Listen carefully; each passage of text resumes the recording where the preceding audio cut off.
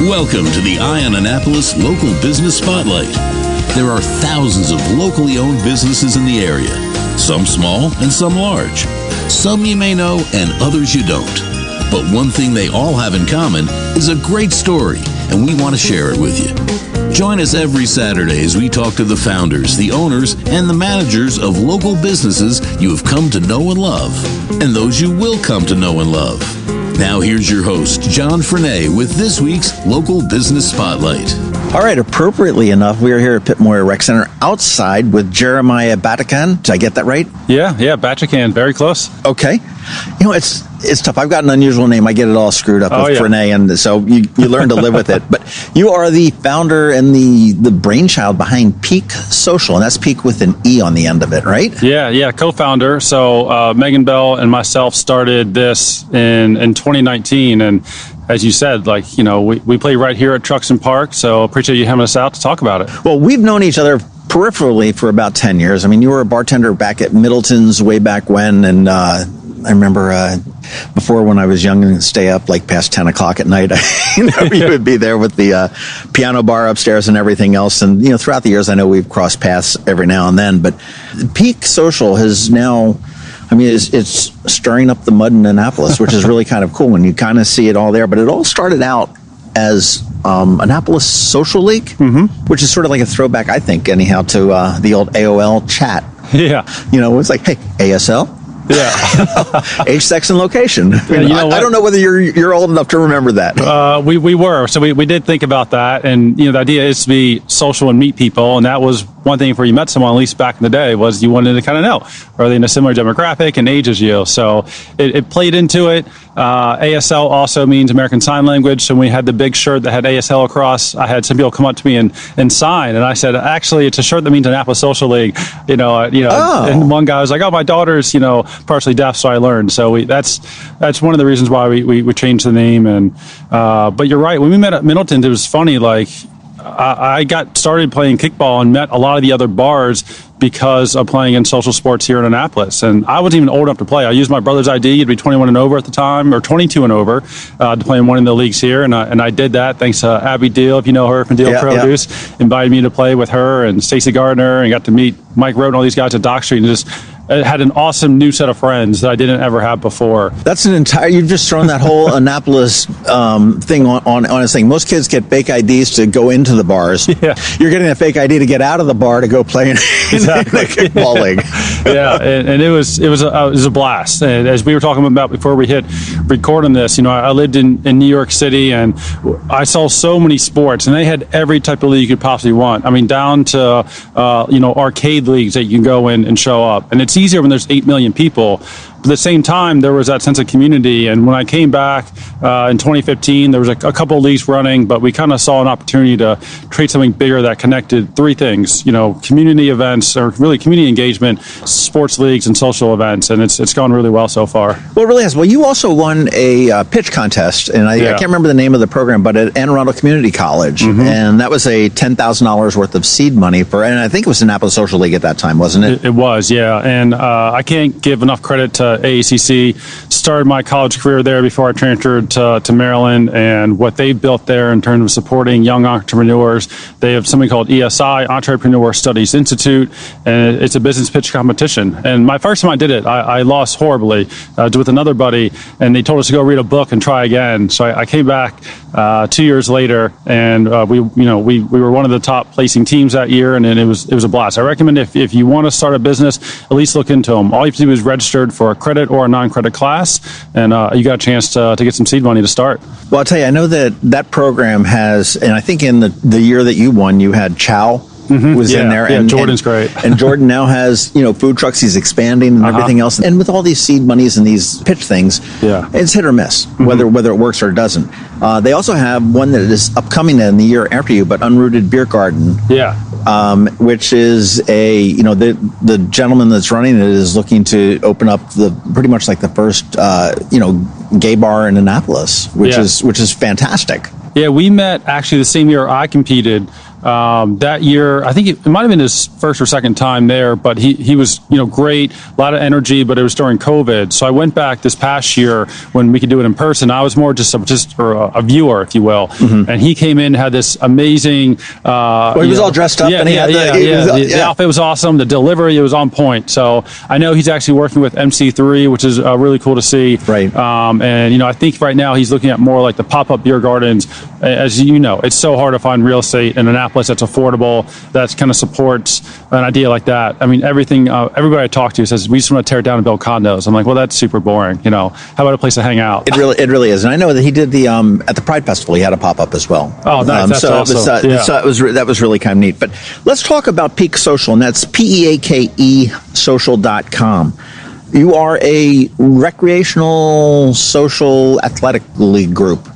Yeah, that's one way to describe us, and two reasons why we have the name, right? One, we're focused on the Maryland, Virginia, Delaware, that DMV, if you will. So I'll play on the word Chesapeake, but we also want to be the peak of your week. A lot of people have stressful jobs. There's been a lot going on the last 2 years, more than most people's lifetimes. And we want people to be able to show up, have a great time, just play sports, a frictionless process of signing up, coming to the games, refs are provided, everything is handled for you. All you have to do is show up with a great attitude and have fun. So that's kind of the idea that people should have more, in theory, peaks in their week instead of valleys. That's not a bad idea. I can use more peaks than valleys. That's for sure. We all can. Well, what sports do you guys participate in? I mean, I know you've changed and grown a little bit. I mean, obviously, if you did this 10 years ago, pickleball wasn't invented, and now it's a huge. I don't know whether you do pickleball, but it's that sports change. Yeah. Well, shout out to Sarah Aiken. She's told me she's been playing pickleball for decades. So it was, in some circles, it was out there. It just wasn't popular. And so we're up to 11 sports as of this morning. We added 2 more leagues before I got here. And, we do kickball, we do flag football, we have a golf league with Savannah Park Top Center. They have a virtual golf that we can use. We have bowling, we have axe throwing. We've also added tennis and pickleball, and we've added basketball, a spike league tournament, if you will. And, we just want to kind of keep growing and expanding. I just saw something on Facebook, bocce. Yeah, grass bocce and volleyball, I think that the two I'm missing. I love the fact that we've grown so much. It's hard to keep track of what we have as an option, but it's growing. And the thing was, Annapolis wanted more of it. And we saw it during COVID. And I'll never forget, we had 2 young girls show up at one of our kickball leagues. This is like one of the first ones we ever had. We were still wearing masks on the sidelines. And they told me they don't even kickball, but they were so lonely because they moved here February of 2020, so they didn't make any friends. They wanted to meet people, and they were 2 free agents. And what we see with our teams is we have so many free agents join. We put them all on a team together, and it's a little awkward at first, right? The 8th grade dance, the boys and the girls on one side, if you will. But by the end of the game, they're all having a great time, high-fiving. They go to the bars and hang out with each other afterwards. And then, that's their squad. The whole season, we see them each week out together. And then next year, no, we have our team now. We're good. And so we start a new free agent team. And we purposely pair those teams up against each other the first week of the following season, so they can kind of share stories of hey, don't be nervous. People here are super friendly. We keep score. We're competitive in nature. Megan was a collegiate lacrosse player. I played rugby for 10 years. But at the end of the day, if you're not here to have fun, and your attitude's more the kid who peaked in high school, we're going to ask you to maybe find a different league to play in. So being kind is definitely our rule number 1.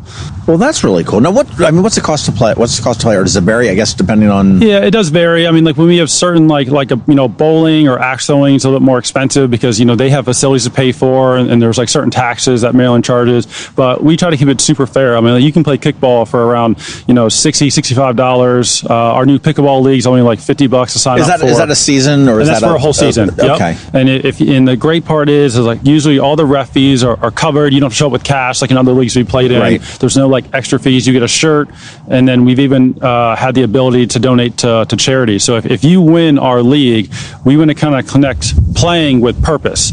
And so if you're the top team at the end of the peak, if you will, of that division, then you get to pick a local nonprofit of choice. And so we write a check every year or every season to local nonprofits. We've done SVCA, Boys and Girls Club. And that's the choice of the winning team. Yep. In whatever sport. What's sort of Galway-based trivia?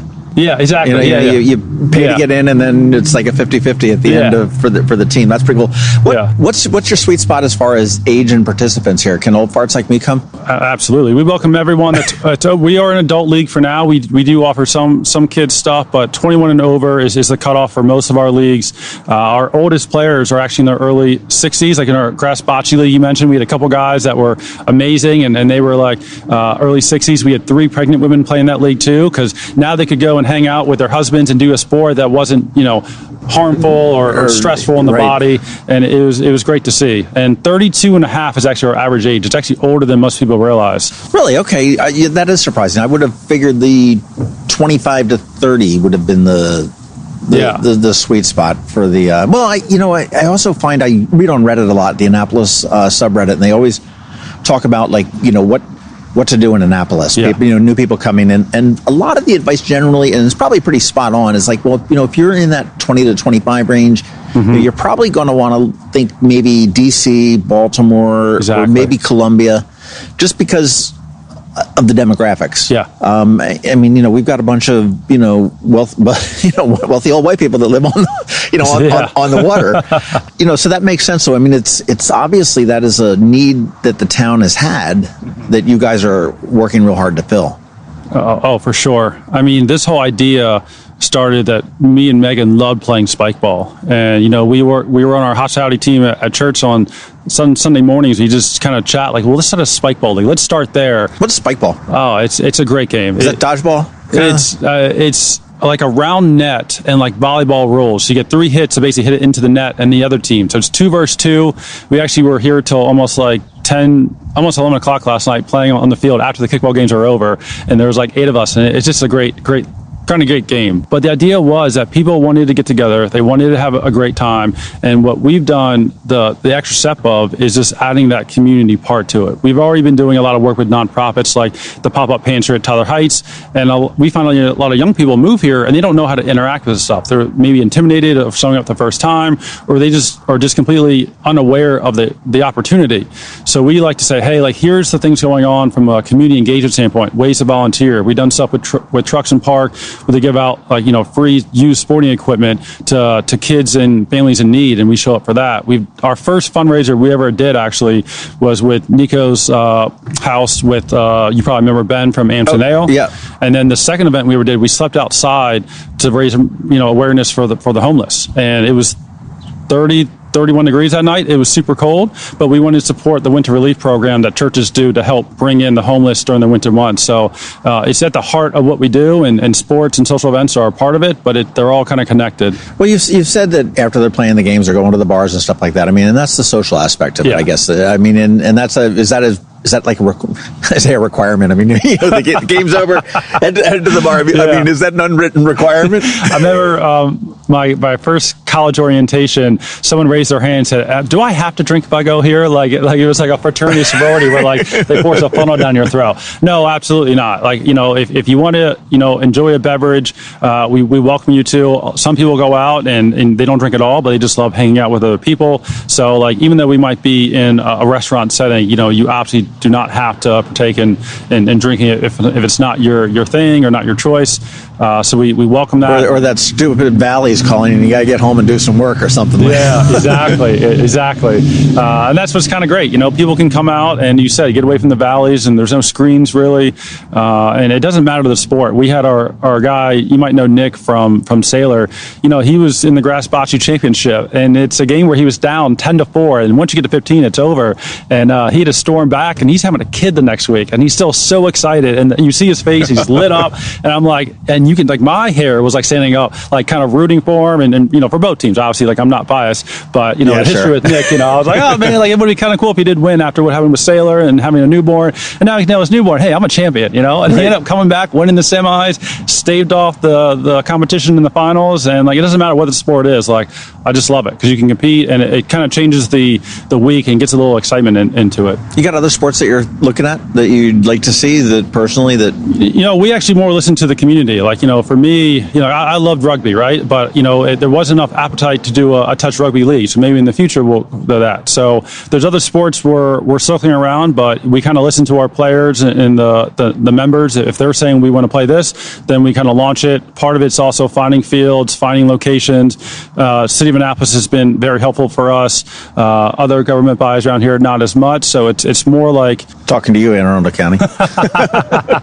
So, it all goes well when it aligns, right? The great fields on a night of the week that the players want to play in, and then there's enough bodies, obviously, to make it worthwhile for the members to show up and dedicate some time to it. You seen any sports declining where you're like needing to drop at this point? I mean, you're so young. I mean, probably not, I'm guessing. Yeah, no, I think everything's been going, extremely well. Like, bowling took us by surprise of how many people want to bowl. At the point where now, like, we fill the entire bowling alley, every lane they have open, and where we had to start like a second night because it filled up. And I was the guy who, I bowled occasionally in high school, like every once in a while, but like it was never like my thing. To see that type of appetite, I'm more surprised than I am seeing declines in any sports. And one of the reasons why we're growing so much is some people tell us, like, we have one guy, he plays in almost all our leagues. The point where the bank, on the fees that we charge, they put, is this a reoccurring payment? Because he's always signing up for the next league. Right. So yeah, it's been really good. That's cool. Well, you'd also mentioned some of the different events that you've been involved in. I know that you were at the Let's Go Festival. I know you've done, you're bringing the activities to events that may not normally have activities. And obviously that's a marketing thing for you, but it's also a benefit for these events that are, people looking around waiting for the next band to come on. Well, let's play. We had ping pong, we had bear pong, we had like mini kind of beer pong station set up. We had cornhole. We had ladder golf. Yeah, we had a bunch of stuff at both Let's Go, and then we also worked with Jess at the Eastport of Rockin'. Right. So the plan is to do something similar with them for tug of war. And yeah, as you said, I mean, the best part of like Let's Go is a lot of people brought their kids in there, and they were so entertained. In fact, the one that sold out, if you will, was putter ball, which is basically like a version of cornhole and a miniature putt, and the kids loved it. And so the parents were like, dude, my kid was entertained for like 2 hours, and I could just hang out in the grass, have a beverage, listen to the band, and I could see my kid and watch him just have a great time. And it was just so easy. I'm like, well, that's what we want. That's awesome. Let's talk about the community givebacks. And I mean, that's another aspect of Peake Social. Yeah. And you have established a nonprofit called the Peake Social Foundation. Is that right? Yeah, absolutely. Great question. And we're so excited for that. We've actually got granted that 501c3 last year in September, and we wanted to kind of wait to kind of announce it this year because we wanted to say, hey, here's what we're going to do with the funds. I'm a graduate of Annapolis High School. My freshman class was about 440 kids or so. We only graduated 170, like one of the worst classes on record. This past year, there was about 600 kids or so that started the freshman year, and only 400 or so finished the senior year if you track them all 4 years. And so as a proud Annapolitan, I love this city. I think a lot of the people that kind of have the funds, like we could have a high school as great as Furna Park, if you will. But a lot of people that have the money here, as you mentioned, that live on the waterfront, their kids end up at some of the private schools around here. So Annapolis kind of gets overlooked in that sense. And we picked out an outstanding young guy named Kamari. He's going to play slot receiver for Towson. And, he's one of the guys who's seen a lot, been through a lot, probably, a lot for his age. And we said, how do we support you? And he has a partial scholarship to Towson. We said, well, let's come through and help you financially with our donation. We started in 2019. So we read our first check to him for $2,019. We had a big event at Pusser's Rooftop, and someone came in and matched it anonymously to make it $4,000, and $38. But as part of that, again, everything we do is like earned, right? So we said every month you have to talk to someone who has walked the path before you or can offer some insight. So our football commissioner is Justin Green, and he played wide receiver at Vanderbilt with Jay Cutler. So he's a perfect guy for Kamari to talk to and understand, here's what it's like to be at the highest level with the best. And then Josh Funk, him and Matt Cornell run we had to perform. So they were both standout lacrosse players, and Josh's brother is Jake Funk, who just won the Super Bowl with the Rams. Right. So that's one of his phone calls that he'll have. Sevi Samara's she's done amazing stuff in Annapolis, fellow A-High grad, and has both played collegiately, taught, at a world-class level for lacrosse. And so every month he has to talk to one of these people, because I feel like the other part of Annapolis is there's not a lot of mentors, not a lot of guidance. And even myself, I struggled with that growing up of, who's done this before? And it's amazing how quickly you can get from point A to point B when someone hands you the roadmap, and how difficult it can be when you don't have that roadmap. So that's what we wanted to provide, and we want to keep doing that as much as we can. That's fantastic. Now, is that grant that you're giving him, is that a ongoing through his college career, or is that just a one-time? So what we'll do is we broke it up into 10 payments, and so each month we'll write him that check for $400. That's cool. Yeah. So based on donations and our ability to also support other kids, because we'll obviously keep track of how he's doing, what he needs. I mean, I'm rooting for him to get a full scholarship, right? I said, hey, let's talk to the best and get you that. So we want to obviously help him for life. I told him my network's your network, and anyone we bring into our fold is going to have that similar experience. I'm on the board of the signature program at Annapolis High, and we see these kids, give them sort of some life skills that are there. And one thing that I try to emphasize to them is that there are very few people in this world that if you ask them for help, will turn around and say, screw you, get out of here, kid. Yeah. I mean, if I can spare 5 minutes, or maybe if I can't spare 5 minutes, I'll say, look, here's my business card, give me a call. I'm more than happy. If I can help you, if it's within my realm of expertise or opinion, 99.9% of the people will give somebody a leg up. Yeah. And I mean, you're not asking for, shaking people, as shaking people down for money is a whole different ball of wax. But I mean, if you're just saying, hey, look, I'm moving to New York. If I was moving to New York, you just said that you were up there. I'm like, okay, well, I'm going to talk to Jeremiah and say, hey, what can you tell me? I mean, you all want to move into this area, that area. What to expect. And I think a lot of kids don't realize coming out of high school, and I'm not sure that I did either, but there's this huge world out here, and most of the world wants to see you succeed, even if they don't know who the hell you are. There's nothing I like seeing better is when you hear a great success story. Yeah. And it's no skin off of my teeth to tell you what I think, or same with you, and everybody's willing to do it. So that's my pontification for kids that are listening to this, is that ask for advice. You don't have to take it. And not just kids, anybody. I mean, like, even I'm quote unquote a grown adult, and even starting this business, like, I called to multiple people that have run businesses like this before, so they can kind of share their insights with me. And again, like, I'd rather have a roadmap than kind of fumble around in the dark. Right. Well, where is Peake Social and the foundation, I guess, also going in the future? I mean, where do you see? I mean, this seems rife for expansion, not so much in sports as we already talked about, but I mean, can this be replicated in Arlington? And I mean, you mentioned in New York has 8 million people doing it there. But I mean, is this something that can be replicated in any place else, or have you given any thoughts to that? Or We've definitely explored it. I think there's other models out there that have more jump from major city to major city. And so while we probably wouldn't do that, because I think geographically it makes more sense for us to kind of grow, more just outward of Annapolis and Anne Arundel, and then kind of maybe in Queen Anne's and to PG and Howard and things like that would probably be our next expansion model. But, and you probably know this better than anybody, like in the world that you own, like, this is an attention economy.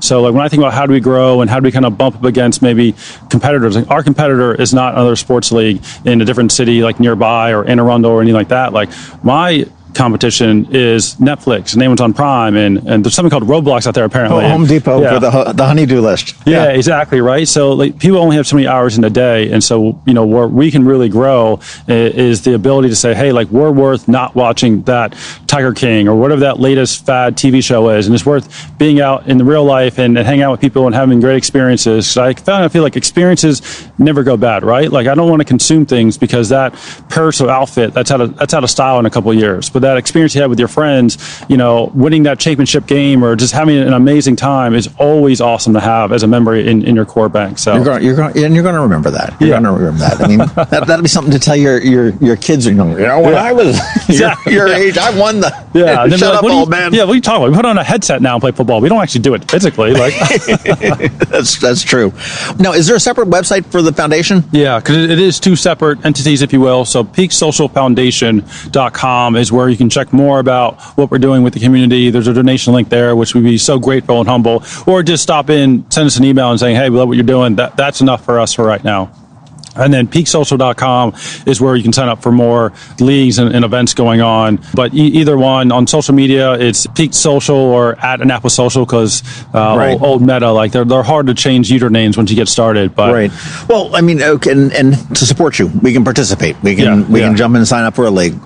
Volunteers? Do you need volunteers? Always need volunteers. In fact, the next few weeks, we're working with the city of Annapolis with their youth programs, what they call splash camps. So like we'll be here like working with the kids, but then also our players we tag saying, hey, like you're a great baseball player. Why don't you show up on Tuesday with them? And then, hey, you're also a great player. You show up on Thursday. So the kids get more exposure to great athletes and models. And so always we'll take volunteers. And likewise, if you're a group in this Annapolis area, Anne Arundel, and you need volunteers, we've always say, hey, reach out to us. We have a lot of young bodies and young minds and fresh ideas. So if we can get involved and help you out somehow, please let us know. Okay. Donate, you already mentioned. You can go to peaksocialfoundation.com and donate right there, or send checks in, or unmarked bags full of 20s or whatever you will. And do you take sponsors? I mean, are there sponsors for various leagues as well? Yeah. From businesses that are listening? Yeah. And as we cross paths in advertising and sponsorships in our past worlds, that is how I build it, right? We have a very,